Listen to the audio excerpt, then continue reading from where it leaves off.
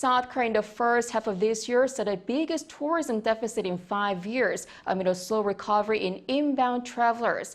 But that recovery may speed up with China's recent resumption of its group tours to South Korea. Mok-yeon reports.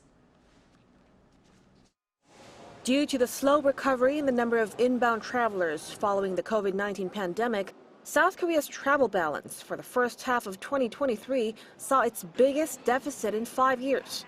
The Korea Tourism Organization said Monday that the country's travel balance from January to June recorded a $4.65 billion deficit, the biggest for the time period since 2018. The figure is also a 123% increase compared to last year.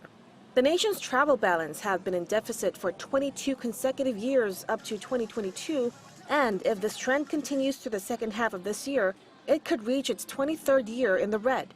This drop comes as outbound travelers in the first half of the year reached 66% of the 2019 pre-pandemic levels, whereas inbound travelers were only at 52.5%. Experts say that the slow recovery of inbound Chinese travelers, who made up the biggest portion of tourists to South Korea, has had a big impact on the latest figures. In fact, the total number of Chinese tourists to Korea in the first half of this year only amounted to 19.5% of what has been seen in 2019, while tourists from 6 Southeast Asian nations have recovered to 73.5% of 2019 levels already. China has been banning group tours to South Korea since 2017 in an apparent act of retaliation against Seoul's deployment of Washington's Terminal High Altitude Area defense system.